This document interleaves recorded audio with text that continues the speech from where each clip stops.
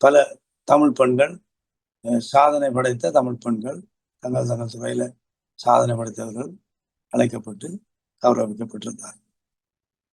Okay, அதை ஒரு இவர் செய்ய வேண்டிய விஷயங்கள். ஆனால் இந்த கௌரவிப்பு என்பது அண்மையில் கூட ஒரு நூற்றுக்கணக்கானவர்கள் கௌரவிக்கப்பட்ட ஒரு நிகழ்வு நடந்தது சில மாதங்களுக்கு முன்பு. அது எனக்கு பெருசா உடன்பாடாக தெரியவிட்டாலும் ஒரு குறிப்பை கூறியிருந்தேன். கௌரவிக்கப்படுவது என்பது ஒரு ஒரு ஒரு துறையிலேயும் ஒரு 3 பேர் குறைந்தது கௌரவிக்கப்பட்டால் அது கௌரவம். ஒரு துறையிலையும் 10 பேரை கௌரவிச்சால் அது ஒரு பலசர கடை மாதிரி வந்து அதெல்லாம் நாங்கள் கூறியிருந்தோம். ஆனால் இளையவர்களில் ஒரு பெரிய பிரச்சனை என்னென்றால் சில விஷயங்களை தாங்கள் நினைக்கிறது சரி என்று நினைச்சு கொண்டு செய்கிறது. நாங்கள் அதை ஆலோசனையை கூறலாம் முடியாது, அதை செய்யுங்கன்னு சொல்ல முடியாது. தாங்கள் நினைச்சதே செய்யணும். நாங்கள் அதில் பார்த்து நல்ல சாப்பாடுகள் தந்தாங்க, சாப்பிட்டு பார்த்துட்டு வந்தோம். அவ்வளோ. இது சென்ற சனிக்கிழமை நடந்த நினைக்கிறேன். மத்தியானம் 12 மணிலேருந்து 6 மணி மட்டும் இந்த நிகழ்வு அங்கே நடந்திருந்தது. அது இந்த இடம் எனக்கு புதுசாக இருந்தது. என்னென்றால் ஒரு காலம் அந்த பரவ மார்க்கெட்டுக்கு போயிருக்கவில்லை. அது ஒரு வித்தியாசமான சூழலாக இருந்தது. அதுவும் அந்த கௌரவ நிகழ்வுக்கு இந்த இடம் பொருத்தமோ என்பது என்ன பொறுத்தவரை இருக்கிறதுதான். ஏன்னா அந்த ஒரு தடவை நாங்கள் கௌரவிக்க கூப்பிடுகிறோம். அவரை ஒரு ஒரு முறையிலே எண்ணத்திலே ஏற்றி அவரை கௌரவித்து அவரை பற்றி சில வார்த்தைகள் கூறி அவருக்குரிய இதை கொடுக்கின்ற பொழுது அது ஒரு ஒரு காத்திரமான ஒரு கௌரவமாக இருக்கும். அவரே ஒரு டென்ட்டுக்குள்ள கூப்பிட்டு ஓப்பன் ஸ்பேஸ்ல இங்க ஒரு இதில் வாங்கோ கூப்பிட்டு அவரை இவர் அதை எதை செய்கிறார், ஓகே இந்த அப்படிங்க சொல்லிக்கிற அது சரி. அது எனக்கு அவ்வளவு சில சொல்ல அவருடைய குற்றச்சாட்டு அப்படி என்று சொன்னால் நீங்கள் எல்லாம் பழைய சிந்தனையில இருக்கிறாங்க. எப்பவும் பழைய பழைய விஷயங்களை தான் உங்களுக்கு சிந்தித்து பழக்கம். நீங்க பழைய பழைய டைப்ல யோசிப்பீங்க. ஆனா இந்த புதுசா செய்ய இப்படித்தான் செய்யும். ஆனா நாங்கள் முந்தி செய்ததைத்தான் செய்யறீங்கள். ஆனா இடங்களை மாற்றி அது மாற்றி இது மாதிரி செய்கிறீங்களுடைய அதே சர்டிஃபிகேட், அதே ட்ரோஃபி, அதே போக்கு, அதாவது கூப்பிட்டு கொடுக்குறது, வரப்பிரிக்கும் சொல்றது, இதெல்லாம் முந்தையும் செய்ததை நாங்களும் செய்து நீங்களும் செய்றீங்க. அதை கொஞ்சம் இடத்தை மாற்றி அப்படியே முடனா செய்யணும்னு செய்றீங்க. அதான் வித்தியாசமுடைய அந்த கௌரவத்துக்குரிய உண்மையான அங்கீகாரம் இப்படியான விஷயங்கள்ல இப்படியான இடங்கள்ல வழங்கப்படுவதில்லை என்பது என்னுடைய ஒரு தாழ்மையான அபிப்பிராயம். இந்த நிகழ்வு நிறைய பேர் வந்திருந்தார்கள், உண்டு நூற்றுக்கணக்கானவர்கள் வந்திருந்தார்கள். இந்த இந்த யூடியூப் லண்டன் தமிழ் கூடாகவும் இவர்களுடைய தனிப்பட்ட அழைப்புகள் கூடாகவும் பலர் வந்திருந்ததை காணக்கூடியதாக இருந்தது. அந்த கருப்பிஞ்ச ரெஸ்டாரண்ட் தான் உணவு சப்ளை பண்ணியிருந்தார்கள். அவருடைய இதை உணவு சாப்பாடு வந்து பல நாளும் சொல்ல கேட்டுருக்கேன். மிகவும் நல்ல ஸ்டாண்டர்டான சாப்பாடு அவருடைய வந்து கேள்விப்பட்டிருக்கிறேன். அவர்களை பற்றியும் ஒரு நாளைக்கு முடிந்தால் அவர்கள் இருவரையும் 2 பெண்கள் தான் அதை சேர்ந்து செய்கிறதாக அறிந்தேன். அவர்கள் அக்கௌண்டன்ஸ் என்றும் அவர்கள் அதை அந்த தொழிலை விட்டுட்டு இதில் இறங்கி இது நல்லா செய்கிறதாக. ஏன்னா அந்த பேரை சொன்னாலே யங்ஸ்டர்ஸுக்கே அந்த பேர் நல்லா போடும், தெரியும். கரைப்பிஞ்சேன்னா அந்த பேர் நல்லா தெரியுது, விலாசமான பேர். வயசானவன்கிட்ட கேட்கறத விட நீங்கள் யங்ஸ்டர்ஸ்கிட்ட கேட்டீங்கன்னா அதான் அது நல்ல ரெஸ்டாரண்ட் சொல்லுங்க. அப்படியான அளவுக்கு அந்த ஃபேமஸ். நான் முடிந்தால் அவர்களை ஒருக்கா இந்த வாகனம் எடுக்கத்தான் யோசிக்கிறேன். என்னென்னா அவருடைய சக்ஸஸ் ஸ்டோரியை நாங்களும் அறியத்தானே வேணும்.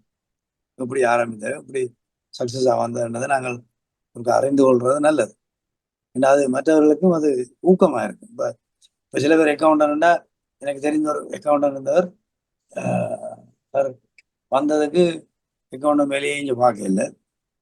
நாங்கள் அவருக்கு சொல்லியிருந்தேன், அவருடைய வாய்ஃப் ஒரு டாக்டர். இப்போ அவர் அதுல இருந்து கீழே இறங்கி வரையிலாது. அப்போ நீங்கள் டியூஷன் கொடுக்கலாம் தானே. அது ரெண்டாவது அக்கௌண்ட் தான் செய்யணும். இப்போ அவர் அக்கௌண்ட் வேலையும் செய்யலை. அவர் ரிட்டையர் பண்ணிட்டார்.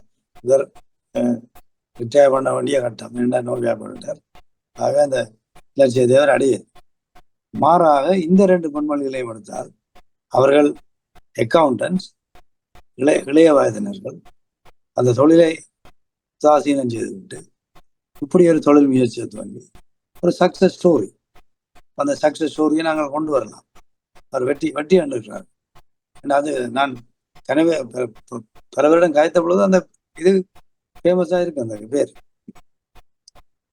என்ன கொண்டு ரெஸ்டாரண்ட் பேர் வந்து ரம்புட்டான். அதுவும் பெரு விலாசமா இருக்குதுன்னு நான் அறிந்தேன். இப்படி பலர் அந்த ஒரு புது முயற்சியா இருந்தாலும் அதுல வென்றிருக்கிறார்கள். அந்த முயற்சியில நான் சின்ன ஒரு நகைச்சுவைக்காகவும் எடுத்துக்கொள்ளலாம். ஒரு இலங்கை வாலிபர் ஒருத்தர் சிட்டிக்குள்ள போய் ஒரு ரெஸ்டாரண்ட் எடுத்திருக்காரு. சும்மா ரெஸ்டாரண்ட்ல சும்மா ஒரு டேக்அவே ஷாப் மாதிரி. சிட்டிக்கு என்ன சும்மா காஃபி, இந்த ஷோட்டீஸ் அப்படி இப்படி அதெல்லாம் கொடுத்தோன்னு அந்த கடையை தான் எடுத்திருக்கு. அவருக்கு ஒரு ஆசை வந்திருக்கு, இதுக்குள்ள எங்கட வடையை இன்ட்ரடியூஸ் பண்ணா அப்படி இருக்கு. ரிஸ்க் எடுத்து செய்திருக்கு. சரி, மெல்ல மெல்ல அதை விட்டு பார்ப்போம். அதை விட்டு பார்த்துருக்கேன். வடை எல்லாருக்கும் திருப்பி ஏன்னா அந்த சிட்டிக்குள்ள என்ன செய்வாங்க, ஒரு பியர் அடிக்கிறவன் தான் இந்த ஷோட்டீஸ்ல வாங்கிட்டு இருந்து குடிப்பாங்க.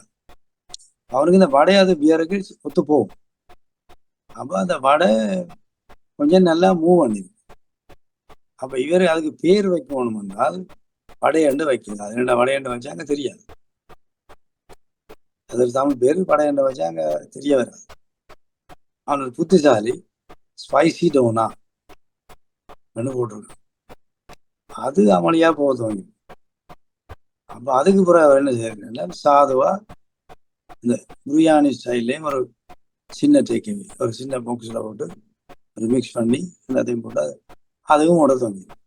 இதெல்லாம் ஒரு புது முயற்சி. ஆனா செய்து பார்த்தா தானே தெரியும். செய்து பார்க்க அடுத்து எப்போ என்ன நான் சொன்ன அக்கௌண்டன்ட் மாதிரி நான் அக்கௌண்டன்ட் வேலை தான் செய்வேன் இருந்தால் அப்படியே இருக்க முடியாது. இருந்தால் அப்படியே கட்டையில போக முடியாது.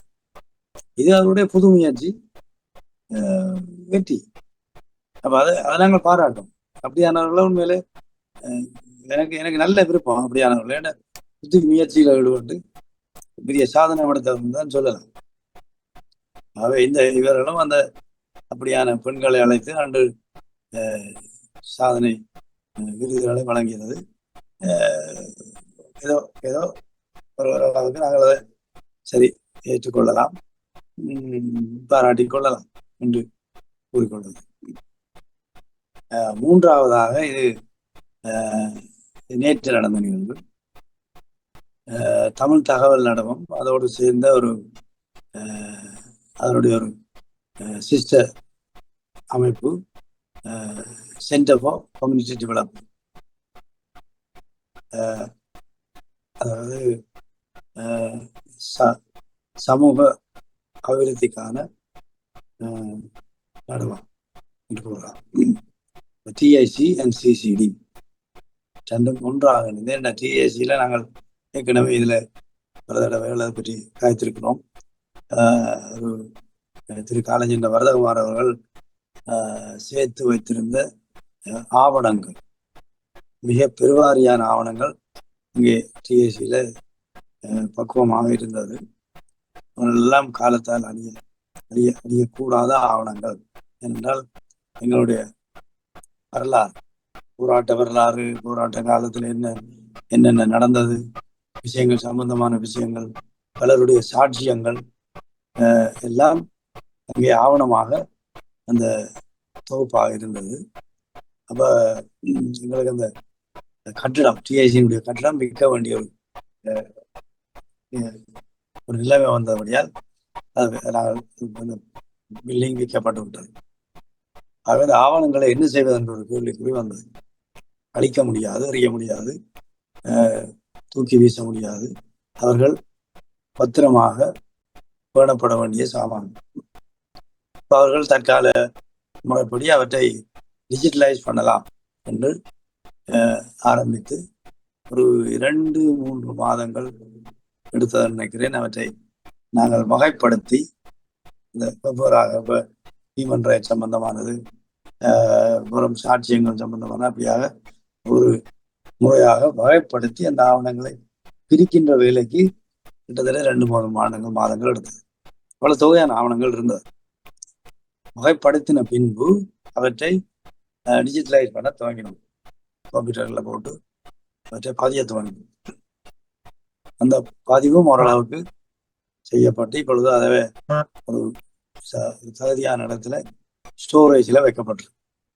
அதுக்கு மாதம் மாதம் வாடகை கட்ட வேண்டிய தேவை. ஒரு பக்குவமான பாதுகாப்பான இடத்துல அது அவர்கள் வைக்கப்பட்டிருக்கு. அது எங்கள் டிஎஸ்சி கண்டு ஒரு நிரந்தரமான கட்டடம் ஒன்று அமைய மட்டும் அந்த விஷயங்கள் அங்கே இருக்கும். அந்த கட்டடம் ஒன்று தேடுற விஷயத்திலே நாங்கள் ஈடுபட்டு கொண்டிருக்கிறோம். அந்த ஆவணங்களை இந்த டிஜிட்டலைஸ் பண்றதுக்கு பொருட்செலவு ஏற்படும். அந்த நான் சொன்ன 2-3 மாதத்துல செய்யறதுக்கு நாங்கள் ஒரு சிலரிடம் கேட்ட பொழுது அவர்கள் தந்த எஸ்டிமேட் கிட்டத்தட்ட 40-50,000 பவுண்ட்ஸ். ஏனென்றால் தங்களுக்கு அது இருந்து வெற்றியெல்லாம் செய்து முழு நேர வேலைன்னு சொல்லி இத்தனை நாள் வேலை எவ்வளவு பேமெண்ட் செய்யணும் அதெல்லாம் சொல்லி பெரிய தொகை. இதே டிஎஸ்சிட்ட எவ்வளவு ஆகிருந்தால் டிஎஸ்சி எங்கேயோ போயிடும். அப்ப நாங்கள் அதுக்கு சரி வராதுன்னு சொல்லி நான் அவருடைய பேரையும் குறிப்பிட திரு இக்பால் அவர்கள். அவர் ஒரு இந்த மனித உரிமைகள் சம்பந்தமான விடயங்களில் ஈடுபட்டு இலங்கையிலேயும் அவருக்கு சில பாதுகாப்பின்மை காரணமாக வெளியே தப்பி வந்து அவரிடம் நிறைய ஆவணங்கள் இருந்தது. அதையும் அவர் அந்த இங்க உள்ள ஹியூமன் ரைட்ஸ் ஆர்கனைசேஷன்களால அவற்றை எடுப்பிச்சு இலங்கையிலேருந்து அவை இப்பொழுது நெதர்லாந்து ஹொலாண்டில் பாதுகாப்பாக வைக்கப்பட்டிருக்கு. அப்ப அவரை அணுகினோம். ஐயா, நீங்க இதுக்கு ஒருக்கா அவருடைய மனைவியார் ஒரு இந்து சமயத்தவர், காலத்திலும் அவவும் மிகவும் நல்ல உதவி செய்கிற மனப்பான்மை. அவர்களை அணுகிய பொழுது அவர் தாராளமாக முன் வந்தார். எனக்கு கொண்டு இந்த வேலை நீங்கள் நான் இருக்கிற இடம் கொஞ்சம் தூரம், அங்கே இருந்து வர போக்குவரத்து செலவு மட்டும் நீங்கள் கவனித்தால் நான் உங்களுக்கு இயலக்கூடிய அளவுக்கு வழிகாட்டி செய்யலாம். நான் நின்று செய்ய முடியாது. நான் அதை உங்களுக்கு வழிகாட்டி இளைஞர்களை கொண்டு வந்தீங்கன்னா அவர்களை வச்சு நான் அதை இப்படி செய்யறதுன்றதை காட்டி அவருக்கு அதில் நிறைய அனுபவம் உள்ளார் அந்த விஷயத்தில். அவருடைய வழிகாட்டல் தான் அந்த 2-3 மாதத்துல தொண்டர்கள், தன்னார்வ தொண்டர்கள், இளைய சமுதாயத்தை ஒரு நான் நினைக்கிறேன் 20-25 பேர் இருக்கலாம் நினைக்கிறேன், நின்று ஆண்கள் பெண்களாக நின்று அந்த வகைப்படுத்தலை செய்து டிஜிட்டலைஸ்ல கொஞ்சம் உதவி செய்து அது இப்பொழுது அந்த வேலை ஓரளவு முடியலாம். இனி இதை நாங்கள் டிஜிட்டலைஸ் பண்ணி வச்சா பிறகு அதை பாதுகாப்பா பூட்டி வச்சுட்டு இருக்கிறதுல ஒரு பிரயோஜனம் இல்லை. முந்தி திரு கலைஞர் வரதகுமார் இருக்கிற பொழுது அந்த டிஐசி பில்டிங்குக்கு பல தேடி வாரது வழக்கம். நம்மவர்கள் மட்டுமல்ல, வேறு நாட்டவர்கள் ஆராய்ச்சி இந்த விஷயங்கள் சம்பந்தமாக ஆராய்ச்சி கட்டுரைகள் இல்லாட்டி தரவுகள் தேவையானவர்கள் அங்கே அவர்களிடம் தரவுகளை எடுத்து எத்தனை பேருக்கு அது பிஹெச்டி கூட அந்த விஷயங்கள் உதவி செய்திருக்கு. நம்முடைய சில இளைஞர்களை நான் நேர சந்தித்த பொழுது அவர் கூறியிருக்கிறார்கள், நான் அங்கே போய் தான் நாங்கள் இந்த தரவெல்லாம் எடுத்து நாங்கள் அப்போ அப்படியான ஆவணங்கள்லாம் நாங்கள் இருக்குது. இப்போ அதை இனி நாங்கள் அவர் செய்த அந்த வேலையை நாங்கள் தொடர வேண்டும் என்றால் நாங்கள் எங்களுக்கு இடம் இல்லை. அப்போ கம்ப்யூட்டர்ல போய் ஆன்லைன்ல ஆக்சஸ் பண்ணக்கூடிய மாதிரி அந்த டாக்குமெண்ட்ஸ் இனி வரணும். அதுக்கு தொழில்நுட்ப உதவி தாராளமா தேவைப்படும். நான் இதை கேட்டுக்கொண்டிருக்கிறவர்கள் யாராவது அந்த ஃபீல்ட உதவி செய்ய மனம் வந்தால் தயவு செய்து எங்களை தொடர்பு, எங்களுக்கு அந்த உதவி செய்வர்கள் தேவையா இருக்கு. அதை நாங்கள் செயற்படுத்துறதுக்கு நாங்கள் எல்லாரையும் போய் இலவசம் இலவசம் கேட்கலாம். அதுக்கு நாங்கள் காசு கொடுத்து தான் செய்ய வேண்டிய கட்டாயத்தில் இருக்கிறோம். அதற்குரிய ஒரு நிதி சேகரிப்புக்காகத்தான் நேற்றைய தினம் கிங்ஸ்டன் பகுதியில், கிங்ஸ்டன்ல கூடுதலான அந்த டிஐசிசிசியோட வேலை செய்கிற பெண்கள் பலர் அந்த பக்கத்துல இருக்கிறார். அவர்கள் அந்த பக்கத்துல ஆர்கனைஸ் பண்ணிச்சுன்னு அப்படின்னா ஒரு சேரிட்டி பழக்கம் பரிசம்பரையும் செய்கிறவே தங்களோட சிசிடி அமைப்புக்காக செய்யறது, அதுக்கு நிதிக்காக. இந்த முறை எங்களுக்கு டிஐசிக்காக இந்த ப்ராஜெக்டுக்காக செய்வோம்னு சொல்லி அதை ஆர்கனைஸ் பண்ணியிருந்தார்கள், ஒரு சேரிட்டி வாக். அப்போ நாங்கள் கிங்ஸ்டன் பகுதிக்கு போய் அங்கே இருந்து ஒரு கிட்டத்தட்ட 4-5 மைல்கள் நடந்தோம். அதில் நாங்கள் அதுக்கு ஒரு மாதம் 2 மாதத்துக்கு முன்னமே அதுக்குரிய நன்கொடை அளிக்க விரும்புவார்கள் அதுக்கு ஒரு லிங்க் ஒன்று போட்டிருந்து நாங்கள் ஜஸ்ட் கிவிங் அண்டு அந்த இதில் போய் நீங்கள் அதுக்குரிய நீங்கள் நன்கொடை அளிக்க விரும்பினால் போடலாம். போட்டால் இந்த சேரிட்டி ஒர்க்குக்காகத்தான் அந்த அன்பளிப்பை நீங்கள் செய்கிறீங்கன்னா அது அதில் இருக்கு விவரங்கள். அதுக்காக நாங்கள் சேரிட்டி ஒர்க் முதல் கடந்த 8ஆம் தேதி தான் இருந்தது. சில இதில் பேர் அங்கே இல்லாதபடியால் ஒத்தி போட்டு நாங்கள் நேற்றைய தினம் அதை செயற்படுத்தி இருந்தோம். 15-20 பேர் நாங்கள் பல்வேறு தரப்பட்ட வாயனர்கள் சமூகத்தினரும் ஒரு 5-6 பேர் இருந்தார்கள். மற்றவர்கள் எல்லாம் ஒரு கொஞ்சம் முதியவர்கள் தான். ஒரு அந்த ரிவர் சைட் வாக்ன்னு ஒன்று இருக்காங்க, அந்த அந்த வழியூடாக ஒரு கிட்டத்தட்ட 4-5 மைல்கள் நடந்திருந்தோம். அதனுடைய படங்கள் எல்லாம் எடுத்து நாங்கள் நடந்ததை காட்டுறதுக்கு தானே வேணும், படம் எடுத்து அடுத்தெல்லாம் போட்டிருந்தோம். அது ஒரு சக்ஸஸாக இருந்தது. நாங்கள் முடிந்து வந்து அதில் இருந்து சாப்பிட்டு பாரு வந்திருந்தோம். ஒரு ஒரு ஒரு மகிழ்ச்சியாகவும் இருந்தது. ஏன்னா அன்னைக்கு நாங்கள் போய் கிங்ஸ்டனை பற்றி நான் கொஞ்சம் இதில் கொஞ்சம் குறிப்பிட நல்லா நினைக்கிறேன். இந்த கிங்ஸ்டன் இடம் அது ஒரு இங்கே லண்டன்ல 5 பரோக்கள்லாம் ரோயல் பரோவாக கணிக்கப்பட்டது. ஏன்னா அது ரோயல் ஃபேமிலியோட சம்பந்தப்பட்ட பரோக்களை அவர்கள் ரோயல் பரோன்னு வைத்திருக்கிறாங்க. இந்த கிங்ஸ்டன் ஒரு ரோயல் பரோ. ஏன்னா அங்கே மன்னர் குடி மக்களாரோ அங்கே இந்த பகுதியில் இருந்தபடியாக அது ரோயல் பரோவாக கணிக்கப்பட்டிருக்கு. அந்த பரோ தான் இந்த நேற்று நடந்தது. அப்போ நாங்கள் இப்போ அந்த ரிவர் சைட் போக்கில் போய்க்க அங்கே நல்ல ரிவர் இருக்காங்க, நல்ல ஒரு அருமையான ஒரு சூழல், மரங்கள், பச்சை மரங்கள், அமைதியான இடங்கள். மற்றது அன்று ஒரு விசேடமான நிகழ்வு நடந்து கொண்டிருந்தது. இந்த போட் சம்பந்தமான போட் ரேஸ், டிராகன் இவெண்ட் சொல்லி ஒரு இவெண்ட் நடந்து கொண்டிருந்தபடியா பெருவாரியான சனங்கள். அது ஒரு மகிழ்ச்சியா இருந்தது. அது பல கடைகள் எல்லாம் போட்டிருந்தார்கள், சாப்பாட்டு கடைகள் அது எல்லாம் போட்டிருந்து அது கூட தான் நாங்கள் இந்த ரிவர் சைட் போட் நடந்து போனோம். அது கொஞ்சம் மனதுக்கும் ஒரு வந்த பலருக்கும் சந்தோஷமா இருந்தது. ஏன்னா அது அவர்களுக்கும் ஒரு மன கிளர்ச்சி, ஒரு ஆறுதல் கொடுக்கக்கூடிய இடமாக அங்கே இருந்தது. சந்தோஷமாக அந்த எங்களோட நடப்பயணத்தை முடிச்சிருந்தோம். எனக்கும் சற்று அந்த வருத்தங்கள் கொஞ்சம் இருந்ததுதான். இருந்தாலும் கால் பகுதி கொஞ்சம் இப்பொழுது ஓகே. அப்போ கேட்டவர்கள், அண்ணா உங்களால முடியுமா, நீங்கள் வந்துருக்கிறீங்க முடியுமா? நான் இன்னும் இல்லை, பார்ப்போம், நடந்து பார்ப்போம், என்ன செய்யறது, என்ன அப்படி ஆம்புலன்ஸ் நின்றா அந்த இவெண்ட்டுக்கு வந்த ஆம்புலன்ஸ் நின்றா ஆம்புலன்ஸ் இன்னைக்கு தானே, இப்போ பரவாயில்ல 2 தெளிவோடு நடந்தோம். எங்களுக்கு கடவுள் என்ன ஒன்றுமே நடக்கல. அது வெற்றிகரமாக அந்த நிகழ்வையும் முடித்திருந்தோம். அதை நான் குறிப்பிடுகின்ற காரணம் 2 காரணம். ஒன்று, இந்த டிஜிட்டல் வேலைக்கு நிதி சேகரிப்பு எங்களுக்கு பாரிய தேவையாக இருக்கிறது.